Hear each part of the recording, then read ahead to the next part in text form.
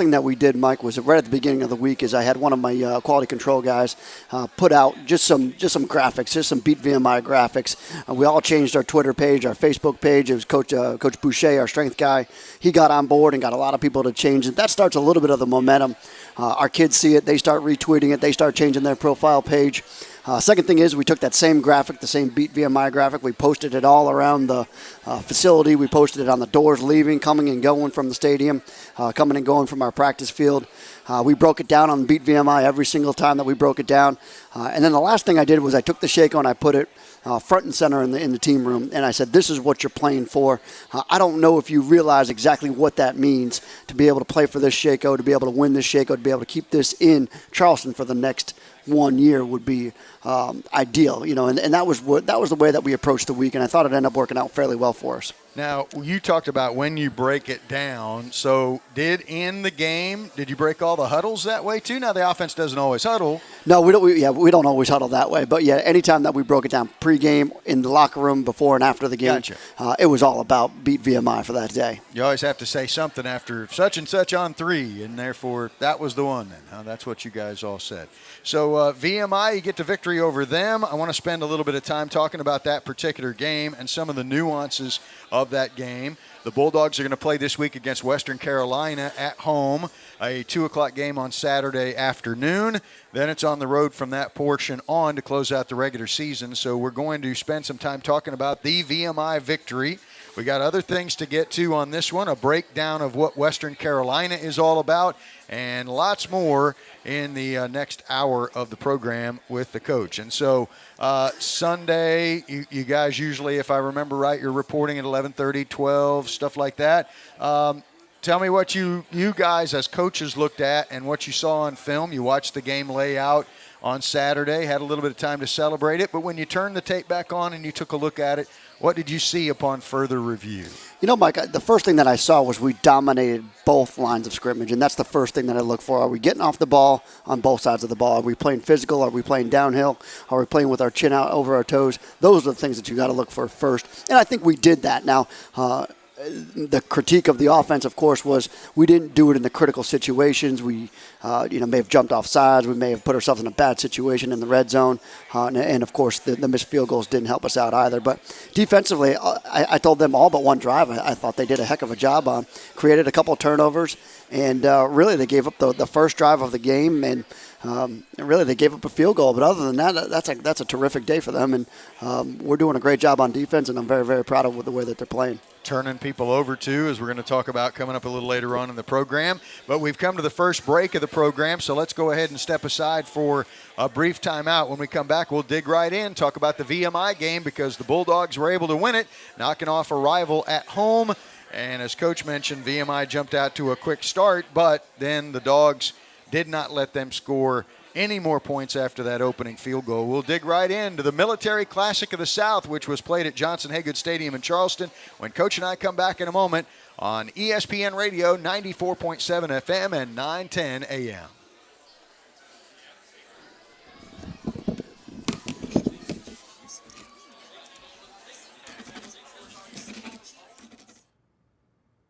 When you're feeling hungry, you don't want to mess around with a quarter-pound meat sandwich.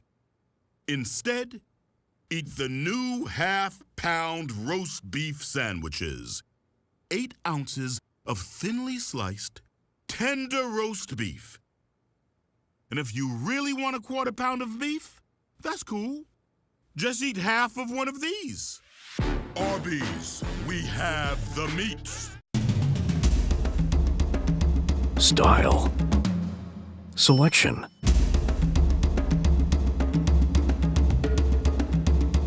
Service.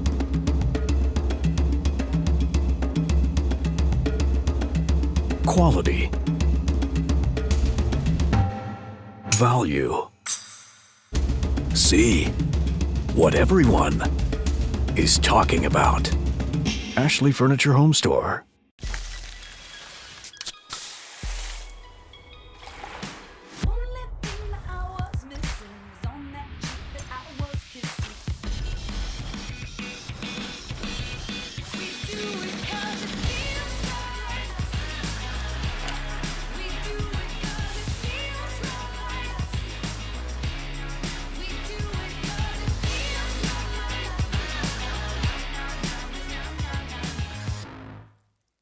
How do we make sure there's toppings in each bite of Papa John's pizza? We check 80,000 times a year. Now get an extra large 2-topping pizza for just $11. Everyone's doing their part to make your game day better. Dad, grab something good. No junk food, please. Go for the Trumu! It's delicious! That's chocolate. But it's nutritious and contains no artificial growth hormones. Trumu, a truly good thing anytime. Welcome back to Fiery Ron's Home Team Barbecue, downtown 126 Williman Street. This is the head coach Brent Thompson radio show. I'm your host, Mike Legg, here for a bit longer, obviously about 50 minutes, to talk about Citadel football and what the Bulldogs did last weekend against the Keydets of VMI. So let's get this started. Coach alluded to it a little while ago about how the game got underway. VMI, the Citadel wins the toss, so you deferred until the second half, so VMI gets it first. That's a strategy, obviously, for you guys. Every time you win it, you want to put your defense on the field first. We've talked about that before. No change in the strategy here. You want to see what the defense could do against their offense. Yeah, we felt confident about the defense playing against their offense. I think we're playing extremely well on defense. They're struggling a little bit on offense. Unfortunately, the strategy hasn't worked out all that well for us, as we've actually given up a little bit, on the first drive, a little bit more than we would normally give up. But however, it still works on the same end. In the second half, I think it still helps us out. So I think it's still a pretty good strategy for us, and we'll probably continue to treat it as such. But really, for the most part, we give up the field goal, but yet we still got some points back, which was nice. 3-0 after the field goal. It was a 37-yarder from Grant Clemens, and it came about 4 minutes and a second into the game. And you got back quickly, very quickly, as a matter of fact. It was less than a minute later when you had your longest run from scrimmage of the season from Grant Drakeford. A lot of times you spend some time trying to soften up the middle, try to see what you're able to do on the outside. Going into the game, what did you expect would probably work offensively? Did you feel like this was a game where you could get the corner, or was this one of those games where you felt like the B-back was going to be a feature for the game? Yeah, it's interesting. We thought it was going to be a perimeter game, and it started out being a little bit of a perimeter game. Of course, we hit Drakeford for the 74-yarder on the speed option there. I certainly didn't think it was going to go for 74. I was really just kind of expecting to, maybe get a first down on it. Maybe not. We would just punt it back to them. But really, we were just testing the waters to see what they were still doing. Because they play a 5-man front, and they play an 8-man box. It becomes very difficult to be able to run inside on them. You got to find some way and create some seams in there. So we were really just trying to work the ball to the perimeter. We called a toss play early on, and then, of course, we got the speed option out there. So we were just trying to feel them out and see how that they were playing it. They played us very similar to where last year. However, they added a couple wrinkles and nuances, moving the front, kicking the safeties over. We happened to catch them just kicking the safety the other way. We caught them to the backside of it, and we were up a man, and we were able to get the rip off the 75-yard touchdown. So Drakeford gets that score, and it puts the Bulldogs in front 7-3. Nobody knew it at the time, but at 10:01 of the first quarter, you had all the points you'd need. So we never know that's going to be the case. It would be nice, but didn't at that point. Wanted to ask you about Drakeford, though. I mean, he's your leading rusher now. He has overtaken Cam Jackson, and at times this year he has been the leading rusher. He has seen time at that other A-back spot. Rod Johnson's seen time there. Can you talk about the competition and the back and forth between those two guys? Well, originally it was going to be just Cam and Rod and Drakeford, and they were going to kind of split the time in there. And really, Drakeford came back to camp in great shape. He had a great spring, and it was one of those things where you just don't know who's going to develop, and he had a great summertime, and really I think he told himself that he wanted to play this year. He was done with being behind all those guys, and he put himself in great position to be able to play, and he's done a great job for us so far. And we've needed him. He's been clutch for us especially the last couple of weeks. 7-3 is the score at that point, 10:01 to go. And the next score would not come until 10 seconds left in the first quarter. It would be 14-3 Bulldogs after a 1-yard touchdown run from Dominique Allen, his 7th of the year. That one you had a short field, 46 yards, and took 7 plays to get there. I remarked at the time, for a team that likes to put together double-digit plays and drives and go 80, 85, sometimes 90 yards, you had a total of 10 plays in the 2 scoring drives in the first quarter. Yeah, we hit the first one on a 3-play drive, which was kind of nice, and then of course you get the short field. It's always nice too.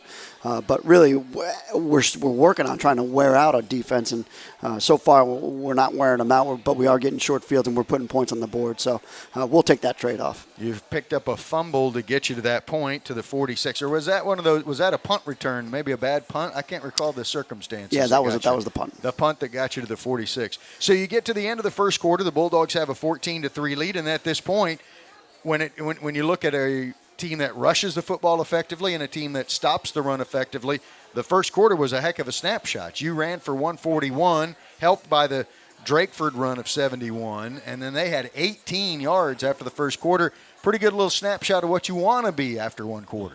Yeah, once again, the defense was getting the ball back for us. We were doing a good job of running the football, trying to create seams and trying to find seams, and, of course, wear on the defense.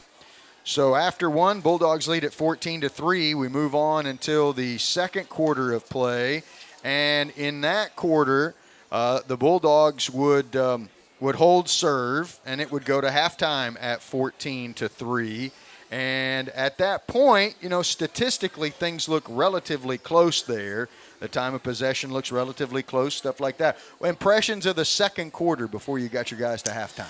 We started to lose the field position battle in the second quarter, which was a little bit disappointing.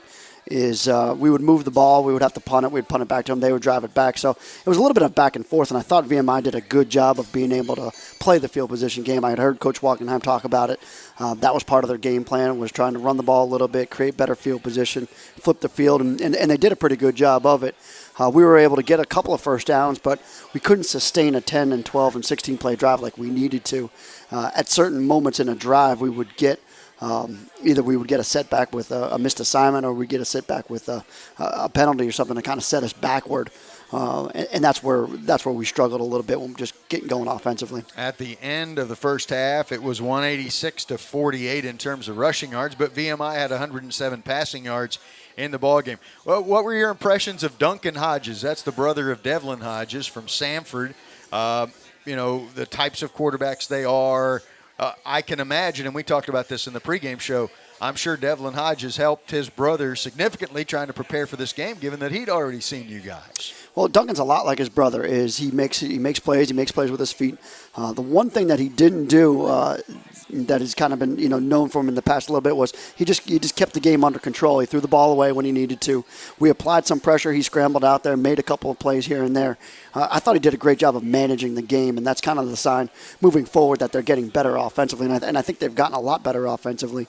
They're able to get a little bit of quick passing game, just like his brother does at Samford. He's able to get the ball out of his hands pretty quickly. The thing that he's learning how to do is throw the ball away when it's not there and live to play another down. Just about everybody you play these days is snapping the ball into a shotgun formation. I can think back to several of the teams you've played so far. That's kind of the thing now, I suppose. Huh? Everybody's doing that. Yeah, and if you got to snap the ball 6 yards deep to go forward, that's a little bit different for me. But, when you want to get downhill on somebody, there's still some times where you need to be under center and you need to be able to grind out some yards in there. And it's a full-on belief for us at this point. When you get into shotgun, I think you just change a little bit of your fundamentals, especially with your offensive line. You change a little bit of just the way that your team operates at times. We want to play with our chin out over our toes on offense and defense, and I don't think you can do that when you snap the ball 6 yards deep. At the end of the first half, key stats, VMI, when they got into the red zone, they were able to score on that field goal. Bulldogs were 1 out of 2. First half, I'm trying to remember some of the actual pieces of that there. Red zone scoring was not necessarily a glowing statistic for you guys in this football game. So give me some impressions of how you feel things are going once you guys pierce the 20-yard line. Not well. We did a good job to get it down there. We did a great job to get it to the 10-yard line. We had 1st and 10 a couple of times. And the next thing you know is we have opportunities to put it in there. And it was like I was alluding to before, is either we jumped off sides, we fumbled a snap once. There's a couple of end zone catches that we've got. They may be difficult catches. We've got to make some of those catches. But really what it comes down to is we've got to be tough down on that, and we've got to grind out some yards. When you're a triple option team, and you've got a fullback back there, and you've got a big offensive line like we've got to get off the football, and we've got to be able to grind out 3 or 4 yards at a time, no matter what the box looks like. Mindset is always interesting. pressure's on a little bit more when the guys get inside the 20-yard line. They start thinking about it a little too much maybe? The other thing is maybe we need to come downhill more. Maybe we need to stop, tricking them and trying to do this and that, and just let's line up and show them the whites of our eyes and let's play football. Speaking of tricking them, you had to be prepared for just about anything. VMI had a flea flicker. They did all kinds of different things. They really tried to do a bunch of different things to get you guys off balance. They had a reverse, they had a hook and ladder, and then they had the flea flicker, Yeah. all of which I thought we played extremely well. And it was no big surprise to us when they were going to go and trick play us. It was everything that they had done to us last year. We're pretty darn good on defense, and you're just trying to create some momentum for their offense. And the first drive was the hook, and the first play of the first drive was the hook and ladder. That's right. And that gets them 12 yards right there. Kind of gets you on your heels a little bit. Sure. And next thing you know, they drive and they kick the field goal, and they do a good job there. But at some point, you do have to line up and play football. And there's other than you can't have 60 different trick plays. Although there may be somebody out there that could. 14-3 Bulldogs at the half. What'd you say to your guys at halftime? I said, we just finished the game. We're playing well. On the offensive line, on the offensive side, I said, look, there's certain plays here that we just need to find gaps, dig out the holes, all right, because they're moving all around. We need to be just gap sound in there, find the seams, run the fullback. Now, it wasn't part of the game plan, run the fullback. Like I said, we're trying to get the ball to the perimeter. However, running the fullback ended up being the game, and running the quarterback ended up being the key to the game. So that's what we did offensively. Defensively, I said, hey, do what you guys are doing. You guys are doing it extremely well. We get the ball back here. We're going to try to put together a drive. At the end, and I hadn't really noticed this to this point, but I was looking at some of the stats here, and this is moving ahead a little bit in the game. At the end of the first quarter, Brandon Rainey had 17 yards. He ended up with 125.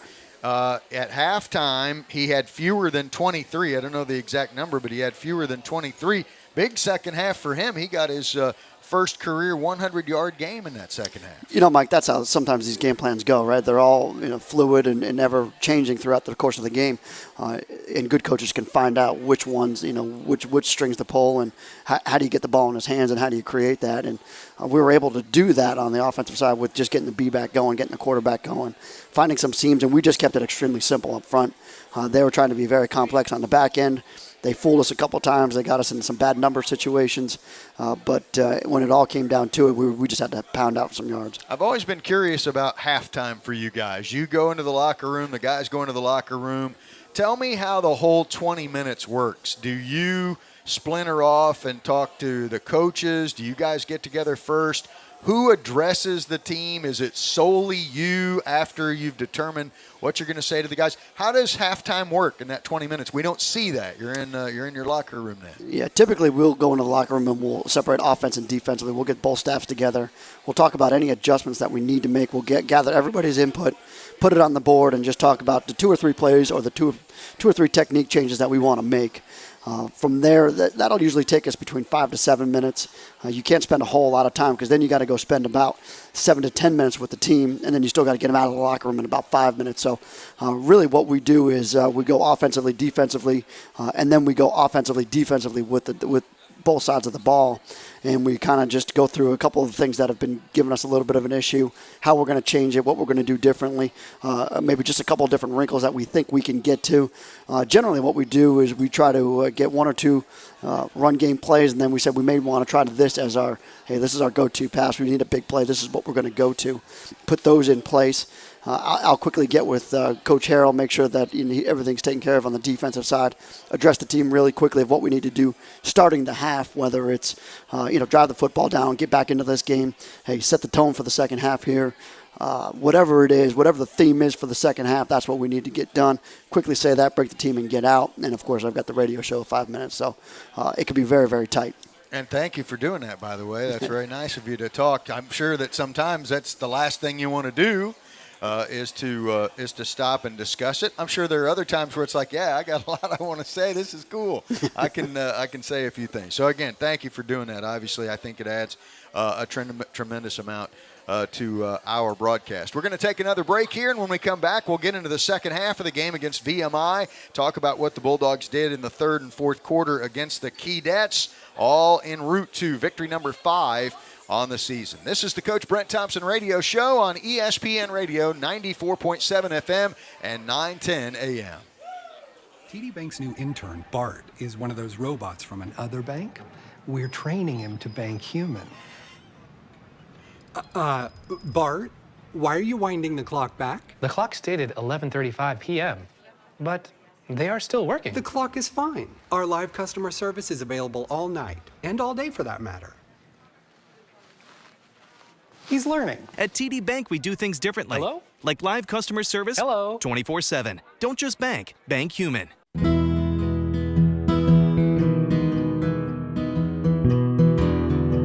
Since 2002, the lottery has helped award more than 1 million scholarships.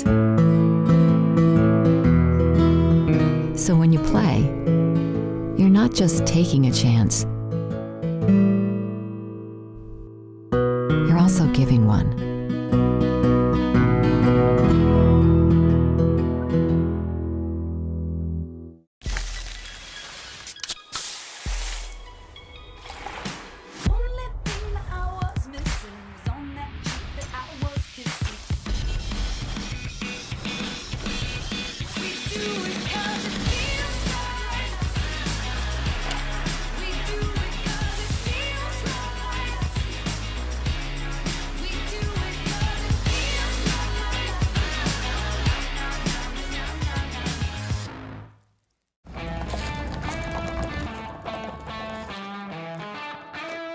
The great thing about an old truck is you can treat it like an old truck, which is exactly why you got a truck in the first place. It's not old, it's broken in.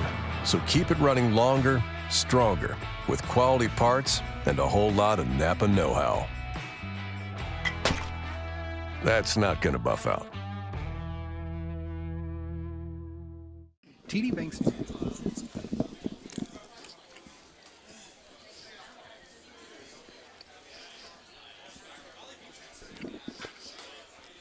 Welcome back, Fiery Ron's Home Team Barbecue downtown, 126 Willamette Street. This is the head coach Brent Thompson radio show, and I'm your host, Mike Legg. We have until the top of the hour to talk Citadel football, recapping the win over VMI in the Military Classic of the South, and then looking forward here in just a little bit, previewing this week's opponent. You're going to have purple teams for the next couple of weeks here. There are a lot of people who are not very fond of that color, you know. And I'm one of them. That's good. That's very good. All right, so the third quarter of this football game against VMI, we'll flash forward to the end of it here. At this particular point, you guys had rushed for, at the end of the third quarter, 274 yards. You were en route to 407 yards rushing in the football game. That's more like it, right? Well, yeah, we were starting to pump the fullback in there, which was the game plan adjustment at the half. Was we were starting to find seams in there, create a little bit of push on the offensive line, tighten down our splits a little bit, and just really find gaps. Brendan Rainey found some great gaps in there, and of course Lorenzo Ward in the fourth quarter kind of put the ball game out of reach for him. So between those two guys, I thought we did a great job in the second half. Rainey, again, as I said a little earlier, got his first career 100-yard game. Talk about what the next steps are for him in terms of his ability. I mean, I think when a young guy comes in, he'll take some hits. He won't get a lot of yards after contact. He got a lot of yards after contact the other day. There's about 2 or 3 things that I saw that this week that I haven't seen him do in the previous few weeks, and one was find the gaps that are there, you know. The play may be intended to go a little bit to the left, but there's a little bit of a gap to the right. He's starting to see those gaps. He's starting to develop a little bit of a field awareness about it, how the play is going to sort out. He's seen that play so many different times that he could hit there, he could hit over there. So there's things that he's seeing that takes time. I mean, things that you took for granted that Tyler just knew and Isaiah Smith just knew. Well, Brandon's starting to see that now, and so is Lorenzo. We've described it before in the broadcast booth. When you take a look at a dive play, sometimes you're going to get hit right away. Other times, and when things are working really well in the system of your offense, you look up and a guy's 8 yards down the field. Well, yeah, there's a couple things there. One is that you've got to get 4 yards even if it's there or not. That's just to keep us on track right there. The other thing is sometimes it's meant to go here. It slides back there. You can see that. And then, hey, there's just sometimes what we say is you got to bring your own block. Bring your own block. I like it. Bring your own block. Is there a T-shirt? So third quarter here, at the end of it, again, 274 yards to their 64 yards in terms of rushing the ball. Similar in terms of plays there. You're starting to gain a little bit of an advantage as far as the time of possession goes, but you had 288 total yards after the course of that. Rainey picks up 50-plus yards or so in the third quarter, and then we move on to crunch time and the final pieces of the game. In that second portion, about another 50 yards for Rainey because, again, he came up with 125. And the thing that I noticed about it is that next to loss in the stat sheet, there were no lost yards for him on that day. Yeah, which is always big. And it goes back to what I was saying before is even if it's not there, you've got to get positive yards. You've got to keep us on track. The quarterback is taught that even if it's a little bit gray, you don't know what the read quite is, you better give the football and let the B-back handle it. You always hear about us talk about Everett Sands here, with the 92 team that was just recognized. The word on the street is that Everett Sands never lost a single yard. So if that is the case, I mean, that's one of the best B-backs to ever play the game. And that's what we always hold all of our B-backs to is, hey, you cannot lose any yards here. You also got 79 yards out of Lorenzo Ward in that ball game. You had at one point, obviously, with Renew and Smith and McField, you had it kind of stacked up class by class.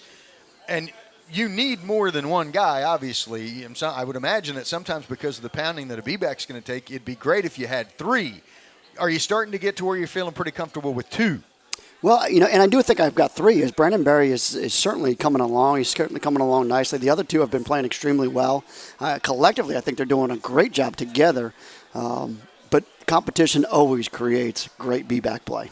How are they blocking? How are those guys doing blocking? Brandon does a great job assignment blocking. Lorenzo does a great job of blocking. And Brandon's got to put it all together, I think. It's not all quite clicking for him just yet. He's a good blocker, but yet he hasn't seen all the moving parts to it just yet. He doesn't have all the technique as just being a freshman of how to block somebody. Same thing with Brandon. Brandon knows exactly where the guy's going to be. He knows how to get there. When he gets there, he's played quarterback his whole life. I don't think he's ever had to block anybody. Lorenzo, I think, is by far our best blocker. He's just a savvy football player. You bring up a good point, and obviously you and I have talked about this before. Your quarterbacks are runners. They're not designed to slide. They're not designed to run out of bounds. They're designed to gain yards. But there are obviously quarterbacks, and maybe you bring up an interesting point that in high school he's kind of taught to do the opposite. I'm talking about Brandon Rainey here. He's taught to do the opposite. He's taught not to stick his nose in there, and now he has a different mentality he has to gain. The interesting thing about Brandon was when I recruited him, he was not really he wasn't even an option quarterback. He ran some option plays here and there, but what you loved about him was the fact that he never ran out of bounds. He was going to put a lick on somebody. He's not the fastest guy out there. He doesn't have all the greatest moves, but really when it comes down to it and you need yards, and he took his team to the state championship just by doing that, just being a ham and egg runner and getting downhill. That was what I loved about him. I loved just his toughness factor. He brings so much more to the football team than just ability. He brings leadership. He brings toughness, not just to that position, but to the whole offense. We had mentioned you were up 14-3 after the first quarter and second and third. The final score of the game came with 2:45 to go. You had a 56-yard field to work with, and Lorenzo Ward busts off a 45-yard run in that one. Talk about how that play went and how it was all set up. Well, it was a short yardage situation. They had jumped in. They were just trying to create some negative yardage plays. They jumped into a goal line front somewhere near midfield, and when they did that, we had a play that we were going to go to. It's been a play that's been working for us fairly well all year long, and Lorenzo's been hitting it extremely well. And there was two really key blocks on it. It was on the left side. Our left guard does a great job of kicking out the end, and then our wide receiver goes in and seals the linebacker. And from there, it was everybody else was on the line of scrimmage or within about 2 yards of the line of scrimmage. And Lorenzo ended up outrunning the field to the corner of the end zone, which was great to see. 21-3, the final score. Bulldogs win their second ball game in a row. They go to 5-3 overall and 3-3 in the league. You had mentioned all the time and attention you had paid to the Silver Shako and the rivalry and all that kind of different stuff. Describe what it was like for all the guys to be holding that trophy above their heads, even though it's been in your building for a while now. A trophy in season is a trophy. Well, that's what I said at the beginning of the year, too, or at the beginning of the week, and that is anytime that you're playing for a trophy, you're playing for something, it means a lot. It means a lot to a lot of people because they've been giving out this trophy since 1976. So it was a lot of fun to be able to hoist it. The other thing about it was when we came back into the locker room and we celebrated, I said, remember this feeling. I said, remember how good it feels to keep the trophy. Remember how good it feels to hoist that trophy because in a year from now, you've got to really rely on that experience. You don't ever want to be on the opposite end of that and having to hand that thing over because that's a tough situation. You're standing out there. You've got to give it to their president. The president hands it to the AD, and you're standing out there while the alma mater is going on. Not an experience that I want to experience in my career here at the Citadel. And right now, there is not a single coach or a single player on your team that knows what it's like not to have that trophy around. Everybody's always had it. Yeah, let's hope we never take it for granted, though, Mike. Yep, for sure. All right, let's take the break right here. I will ask one more question before we get to the timeout here. In general, injury-wise, how's your team doing going into the week? You know, we took more than we thought we would, but I don't think anybody's really going to miss because of it. I think we've had a couple guys miss a Sunday practice, maybe a Tuesday practice, but we were operating pretty much full strength today. But we've got our bruises, we've got our, our nicks here and there. But I think we'll be able to have Kali back this week, who missed last week with the hamstring. And other than that, I think we're going to be in pretty good shape. And for this time of year, I think we're in great shape. I was going to say, pretty customary to have an injury or two. It's a physical sport. You're bound to be dinged up a little bit, given that you've had a stretch of several games in a row now. Yeah, it's still physical for now, Mike. That's good. That's good. All right, we're going to take the timeout. When we come back, we're going to shift our gears and move ahead a little bit to the opponent that will be this weekend. A 2 o'clock ball game at Johnson-Haygood Stadium on Saturday. It's Western Carolina in town, and it's an improved Western Carolina team. We'll get into the Catamounts with Coach when we come back in a moment on the Brent Thompson Radio Show on ESPN Radio 94.7 FM and 910 AM.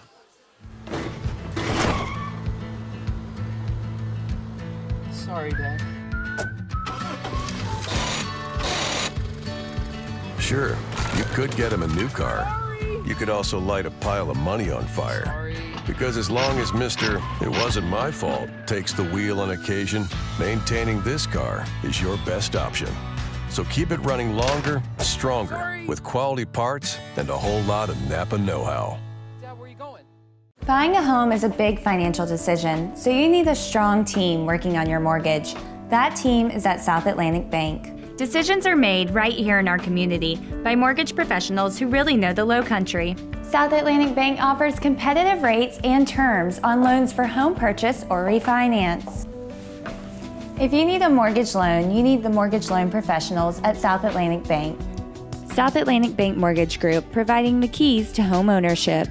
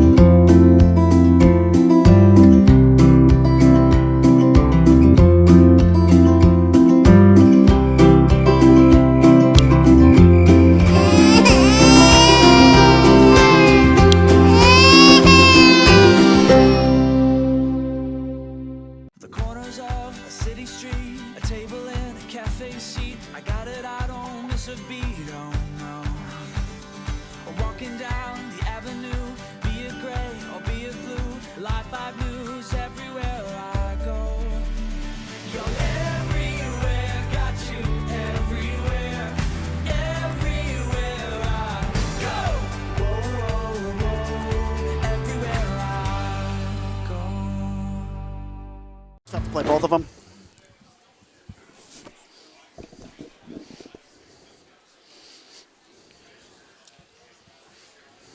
Welcome back to the show. It is the Brent Thompson Radio Show, live from Fiery Ron's Home Team Barbecue downtown at 126 Williman Street. I'm Mike Legg with head coach Brent Thompson, and here is the moving forward part of our program as we start talking a little bit about what's going on for this week. Another home game, but it will be the last opportunity, at least for the regular season, for you to get a home game here, and you'll play against Western Carolina. Let's talk generally about Western Carolina.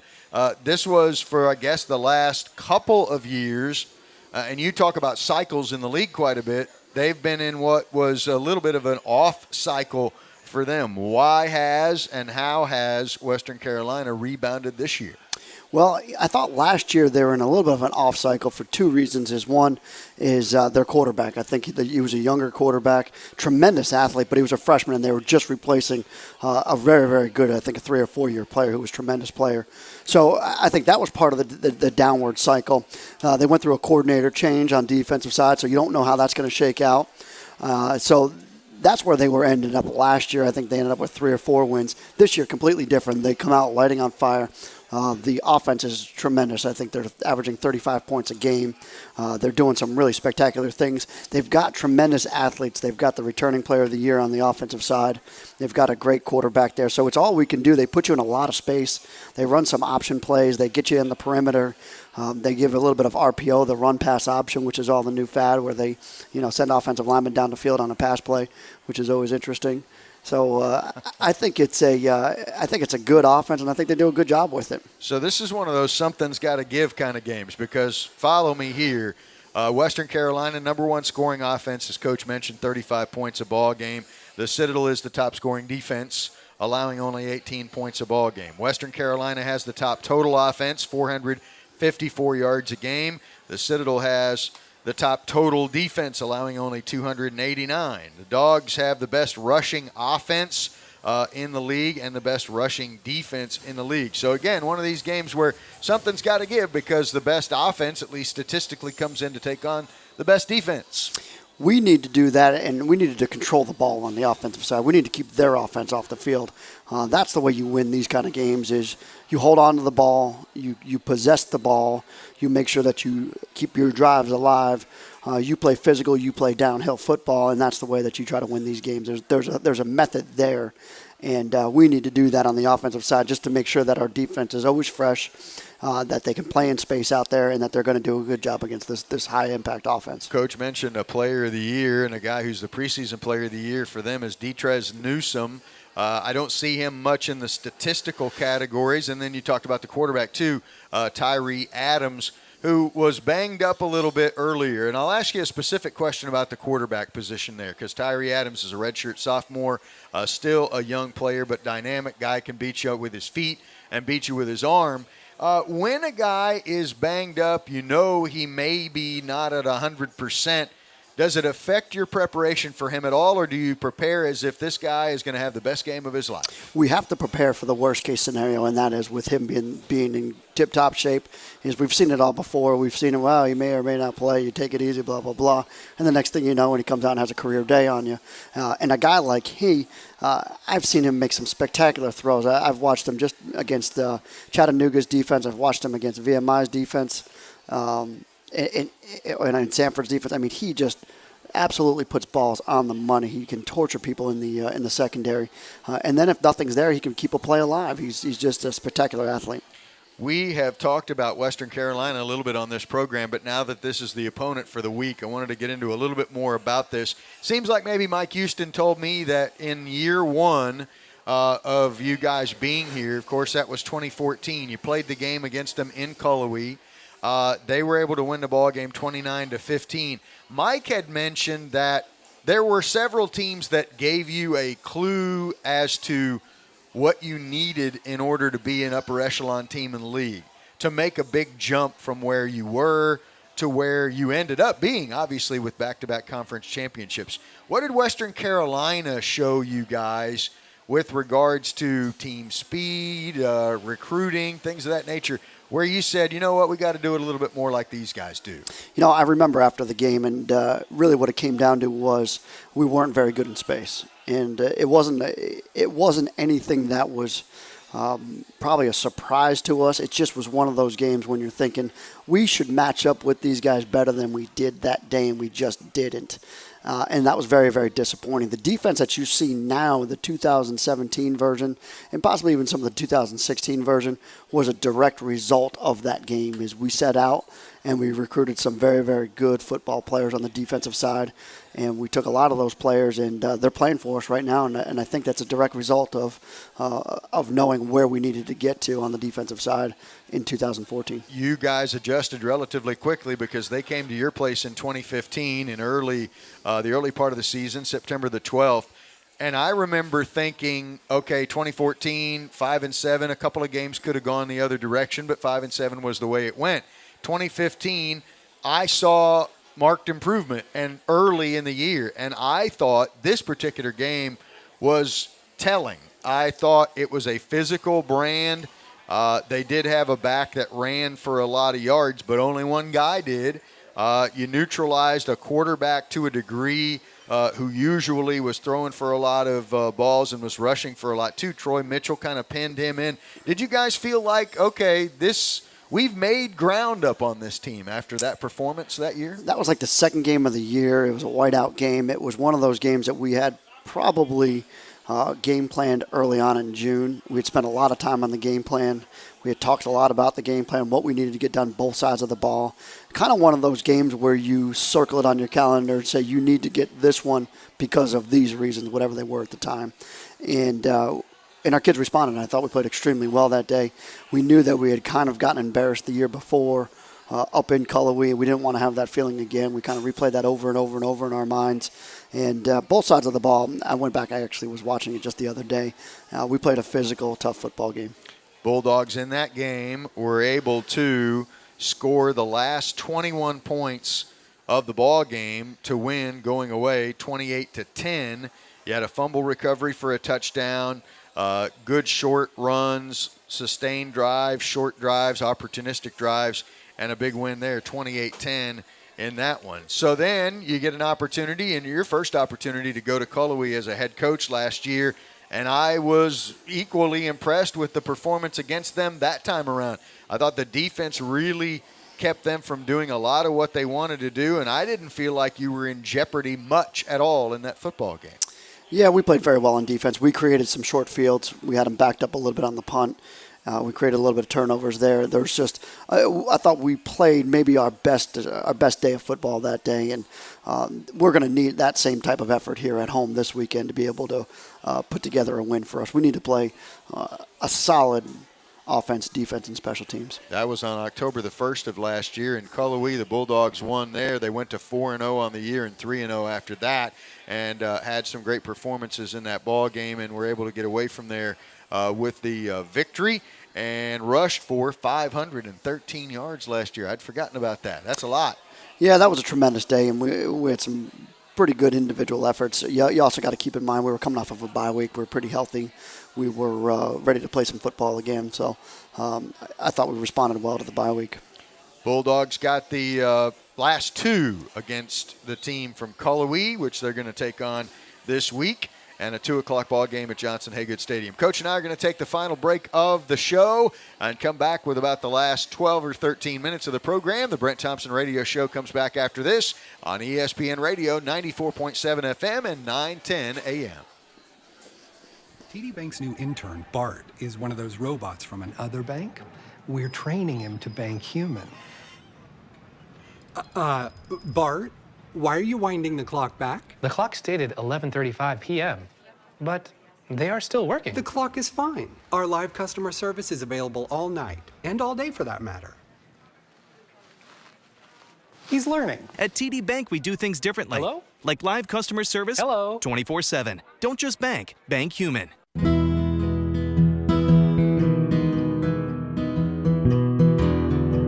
Since 2002, the lottery has helped award more than 1 million scholarships. So when you play, you're not just taking a chance. You're also giving one.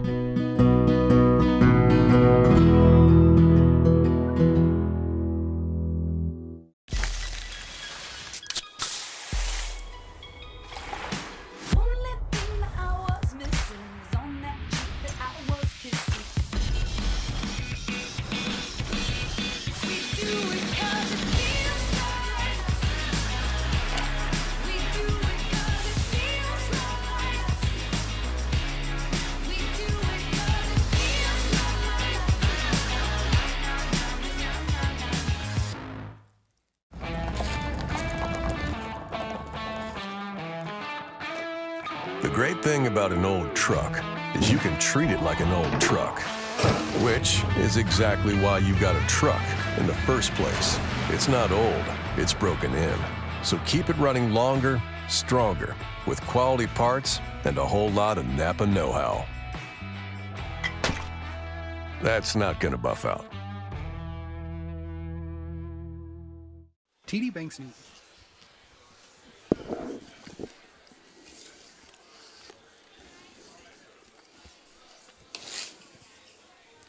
The Brent Thompson Radio Show, live from Fiery Ron's Home Team Barbecue downtown, 126 Willamette Street. Glad to have you back. I'm Mike Legg, alongside the head coach of the Citadel Bulldogs, Brent Thompson. And this weekend, 2 o'clock ball game at home, taking on Western Carolina. The Catamounts are in town. I want to take a little bit of a spin, however, through the standings in the league right now. You had some interesting movement last week. You knew that Western Carolina or Furman was going to come off the one-loss group of teams, but there were 4 teams that had one loss. Samford lost to Chattanooga. That one, to me, athletically, pretty even matchup. But I wanted to kind of take a spin through some of the results of last week and maybe some of the games that are going to happen for this week. Impressions you had after you heard that Chattanooga knocked off Samford. To me, they were kind of due. They're great athletes. And I was not totally taken aback by that result. Neither was I. They match up perfectly with Samford. They can rush the passer. That's something that scared us to death. Was we had told our guys is we cannot get them into pass rush mode, which means we have to stay on track. If we get them into pass rush mode, is that we're not built for that, and they are. So we had to keep them on their heels. However, when you're playing against Samford, it's all pass rush mode for them, and I think they do a heck of a job with it. They're very skilled in the secondary. That's what they do. The second thing that you see about that game was when you look at the stats, they were very balanced offense and run to pass. He was figuring out a way to win football games, and that was our other biggest fear was, hey, if he figures out a way, what is the balance here that they can win? They could beat us. There's no doubt about it, and that was the fear of us in that game. You mentioned watching that one and checking out the stats and stuff like that.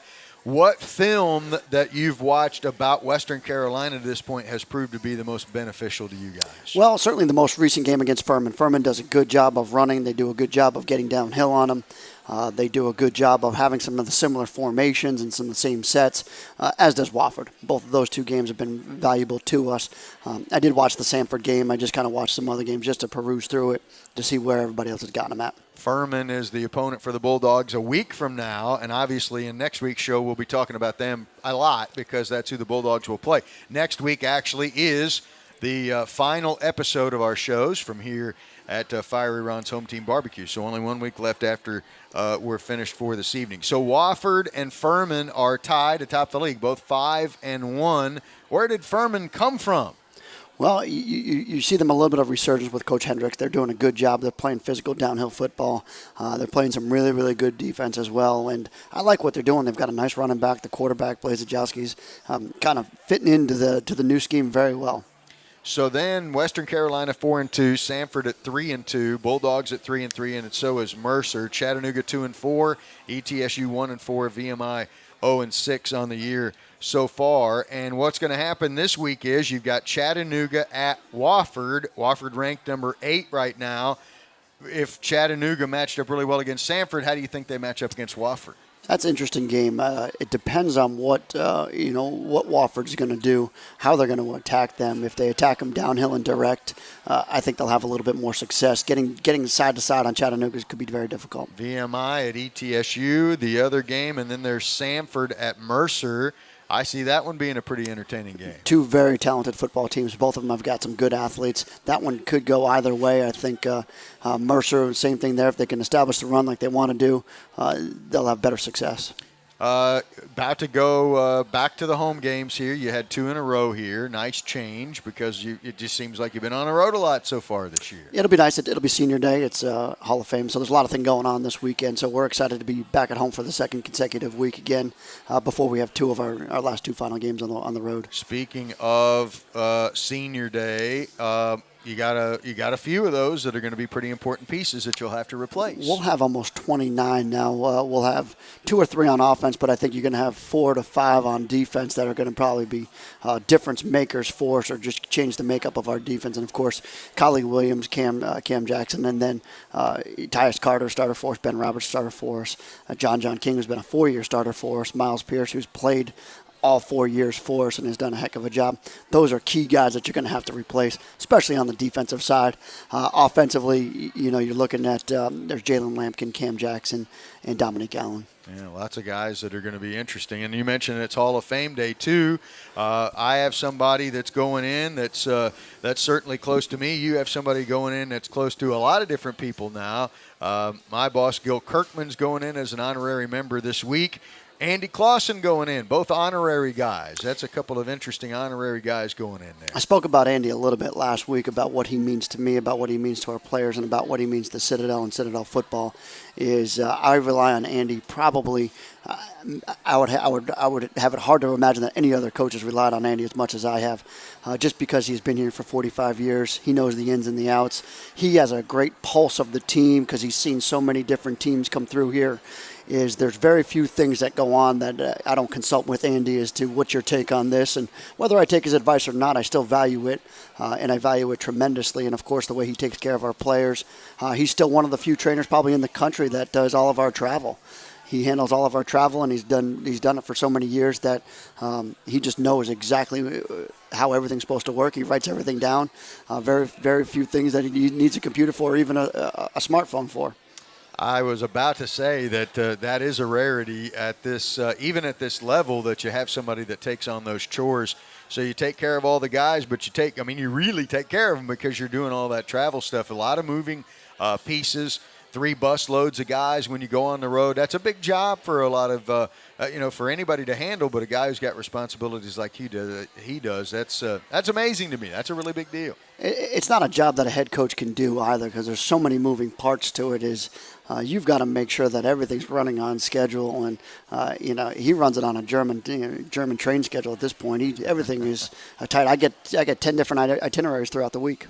That's pretty amazing stuff. So it'll be interesting on Friday to watch those 2 guys in particular going into the Hall of Fame, and looking forward to that event. It's always a great time to watch people be inducted into the Citadel Athletic Hall of Fame. The others that are going in would be Steve Arrington, who played baseball in '73, Pete Grant from football in '66. Again, Andy is an honorary member. Gil Kirkman, the same thing. Christopher Cutts, a track and field guy from 2000, and Cliff Washburn, basketball and football from 2002. So a heck of a class going in there. The 40th class of people that are. Yeah, you got Cliff and Coach Cutt there. I mean, those are some tremendous guys. I had the opportunity to hang out with Cliff a little while ago. I mean, talk about a guy that's been able to do it all at Citadel. Played basketball, played in the NFL for a while. What a tremendous athlete there. And then, of course, Coach Cutt being one of our track and field coaches there. It's just it's great to see him. I mean, it's great to see him still sticking around and doing what he does for the Citadel. That's Friday, right across the street at the Holiday Alumni Center, the Hall of Fame banquet and induction ceremony coming up on Friday evening. Should be a fun time where that is concerned. So, Western Carolina, that's what the Bulldogs are going to have at home. This, to me, represents one of those teams where you've gotten the better of them in 2 consecutive years. You, in those years, went on to be either co-champions or outright conference champions. Perfect example of having to deal with your guys in a way to tell them that, okay, we can practice like these guys practice, but promise you're circled on their calendar. These guys are coming to get you guys. They're going to really want to come in and try to take care of business against you guys. I would think Western, among a lot of teams in the league, are feeling that way about you guys. Absolutely, and that was what I addressed with the team today, is that I thought we had a great day of practice yesterday. Both sides of the ball, we were moving around. Today, I thought we were a little bit lethargic out there. I got after him a little bit for that same reason, is you want to make sure that you have exactly what you need in place in practice to be able to have a good day on Saturday. So I tuned him in a little bit, and I think it resonated with him, and I think we're going to come back ready to go tomorrow. Wanted to mention some special team stuff before we get to our close, which is coming up in just a few minutes from right now. But, obviously, special teams is a part of things that you are overseeing, but not something that you touch on a day-to-day basis. And so talk to me about the situation. You hate to put a lot of it on because I think Jacob Godek has an opportunity that maybe one of these days very soon, maybe this game on Saturday, he steps up and makes a field goal that's going to be the one that gets you over the top. when a kicker or any player for that matter maybe has a confidence issue or struggles a little bit with his confidence, what kind of things do you think about trying to do to help? Well, the first thing is as I brought him into the office and we spoke and we talked, and I let him know in front of the team that we have the utmost confidence in Jacob. Jacob's done a great job thus far. He's a sophomore, and he kicked off for us last year, and he's made some important field goals for us this year. So he can do the job, and he's going to. And he had a bad day. We all have bad days, and God knows I've had him on the golf course. It's just very, very similar. There's something small goes wrong with your swing, and you've got to find it. And sometimes you don't have the answers. But Jacob went out, and he sought out what he was doing wrong. He's corrected them. I feel 100% confident that down the line someplace he's going to make a kick for us. And he's a tremendous young man. He's a tremendous competitor, and I've got all the faith in the world in him. And I told the team, some days the offense plays well, some days the defense plays well, and some days the special teams plays well. And we don't know how that's going to work out, but we need to pick each other up. I did tell him today, though, that we need to stop playing around and we need to play offense and defense and special teams all in the same game. Now, because you got a very heavy rain that came through during your game against VMI the other day, how did field conditions play into that game, particularly third quarter, fourth quarter? Well, the field conditions were fine. I didn't sense anything that was loose or anything that was muddy or anything like that. Where they did come into play, though, is they did drop a snap on the punt. We sent the rush on the punt there, and we got positive field position there, which was nice. So that can be effective when you do have rain and you've got a punter back there that may not be used to catching a wet ball. Same thing with the touchdown. I think we had an opportunity to catch a touchdown there that kind of slipped through our hands, and it was a pretty wet ball as well. Wind was a big factor in that ball game the other day. It was whipping pretty hard, moving right to left from where we were in the press box. And I thought your punter, Gage Russell, had a pretty good game thrust into the action 3 weeks earlier. I thought a week after having a few that may have gotten off the side of the foot, he really did a nice job and boomed them pretty good. Did you think it affected our pass game? The pass game? Yeah, we threw 15 yards. Was that the problem with the pass game right there? No, I think Gage has done a great job, actually. Gage has stepped in for Noah Cannon, and he's been booming them pretty good. And he's another one. It's just you just don't know. Next man up, and he's been the next man up for us, and I've had a lot of confidence in him, and I'm glad to see him because he is a tremendous player. And not only that, he's great in the core, and he's a great student. We love having him. Last couple of minutes of the show here. We're almost at the end of it here. Just some general thoughts on what you think it'll take to beat Western this week. I kind of alluded to it. It's going to take all. We need to hit on all cylinders. We're not hitting on all cylinders on all sides of the ball right now. Between offense and special teams, we need to pick it up a little bit. I know the defense will come to play, and one day we're going to have our day here soon on offense, and hopefully it'll be Saturday. Coach, as always, thank you for your time. We sure do appreciate it. Thanks, Mike. We will see you on Saturday. That's Coach Brent Thompson. I'm your host, Mike Legg. Thank you very much for being with us. I need to mention again that next week will be our last show from here. Basketball gets in the way a little bit on the 15th, and so next week's show will be the final one that we do from here at Fiery Ron's Home Team Barbecue. Want to thank all the folks here at Fiery Ron's Home Team Barbecue for their help going into the show today. Mark Romness in our studio. Thank you very much for listening. Go Bulldogs, and we'll see you on Saturday when the Dogs take on the Catamounts.